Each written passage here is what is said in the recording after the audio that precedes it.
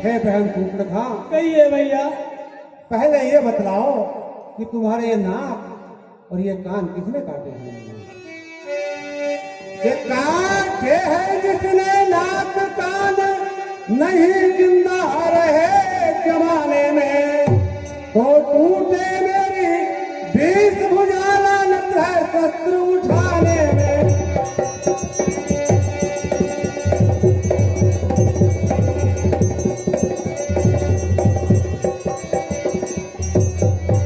यह पृथ्वी यह पाताल यह नभ मेरे पिनाक में जीते हैं। मेरे भय से बकरी और शेर जल एक घाट पर पीते हैं।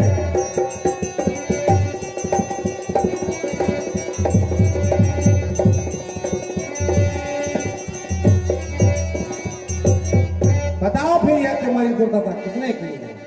हे भैया लंकेश, वे अयोध्या के राजा दशरथ के पुत्र हैं, जो पुरुषों में सिंह के समान हैं। दंडक वन में शिकार खेलने आए हैं। उनकी करतूत से ऐसा पता चलता है कि वो इस पृथ्वी को राक्षसों से विहीन कर देंगे।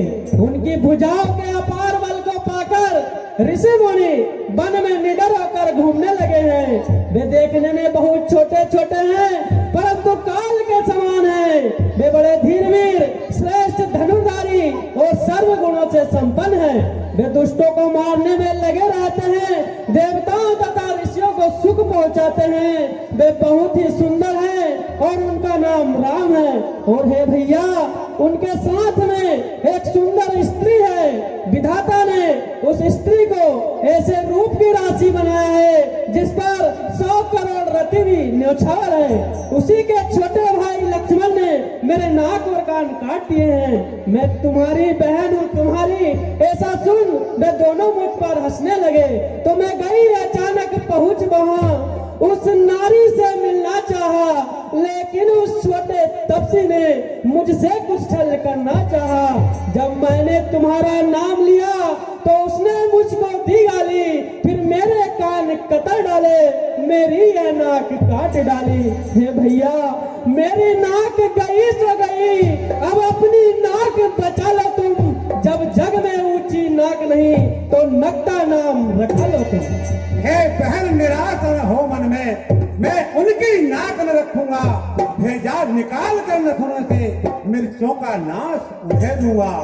नारी की नाक उड़ाने में जमती है धाक नहीं ऊंची, अबला पर शस्त्र चलाने में होती है नाक नहीं ऊंची। यह समाचार यह दुराचार क्यों खरदूषण से नहीं कहा? उसका तो वही अखाड़ा था, उस कुलभूषण से नहीं कहा था भैया। तो क्या हुआ? कहा था, परंतु वे सेना लेकर गए वहां, अत्यंत घोर संग्राम किया, लेकिन उस बड़े तपसी ने उन सब का काम तमाम किया। पृथ्वी पर नदी रुधिर सी थी, लाशों पर लाशें पड़ती थी। मैं देख रही थी खड़े खड़े भैयों की गर्दन कटती थी। बहन सूर्पणखा, कहिए भैया। मैं अभी नाक की सीध पकड़ नाके पर उन्हें जकड़ दूंगा। तेरे आगे उन कीटों की पृथ्वी पर नाक रगड़ दूंगा। तुम बैठी थोड़ी धीर धरो, मैं दंडक वन को जाता हूँ। इस नाक काटने का बदला दोनों से अभी चुकाता हूँ। है बहना सूर्पणखा, कहिए भैया। तुम यही महलों में रुको, ठीक है भैया। तुम्हें आराम की जरूरत है और मैं देखता हूँ उन कीटों को। ठीक है भैया। गया भवन अति सोच बस, नींद पर ही नहीं रात। सुर नर असुर नाग खग माही, मोरे अनुचर कहे को नाही। है धाक धरन से गगन तरक, यह उदय अस्त मुझ ही में है। आज्ञाकारी है सूर्य चंद्र, वैभव समस्त मुझ ही में है। मुझसा पंडित मुझसा योद्धा संसार में और न दूजा है। अपने शीशों को काट काट शिव जी को मैंने पूजा है। फिर रावण की बहन की दुर्दशा करने वाला वह कौन है?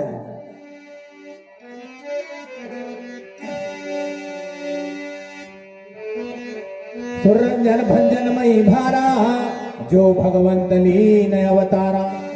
देखिए, संसार में जैसे देवता, मनुष्य, पशु, पक्षी, नाग, इनमें इतना बलवान कोई नहीं है जितना कि बल मेरे सेवकों में हुआ करता है। और भाई खरदूषण तीसरा, अरे ये तो मेरे ही समान बलवान थे, इन्हें कौन मार सकता है? जब एक अकेले तपसी ने इन सब वीरों को मार दिया तो फिर निश्चय यह सिद्ध हुआ नारायण का अवतार हुआ। सचमुच यदि वे अवतारी हैं तो बैर भाव ही रखूंगा, दूसरे जन्म का बंधन भी उनके द्वारा ही खोजूंगा। देखिए, यदि इस पृथ्वी का भार हटाने के लिए साक्षात नारायण का अवतार हुआ है तो मैं उनसे हद पूर्वक शत्रुता करूंगा और उनके हाथों से मरकर भवसागर पार हो जाऊंगा, क्योंकि मेरी ये देह बड़ी ही तामसी है। इससे भजन पूजन तो कुछ होगा नहीं, बस मन, कर्म और वचन से मैं यही दृढ़ निश्चय करता हूं कि यदि वे मनुष्य के रूप में कोई राजपुत्र भी होंगे तब भी मैं उनसे युद्ध करूंगा और युद्ध में उन दोनों को जीतकर उनकी सुंदर स्त्री का हरण करूंगा। बस मुझे यही करना चाहिए, परंतु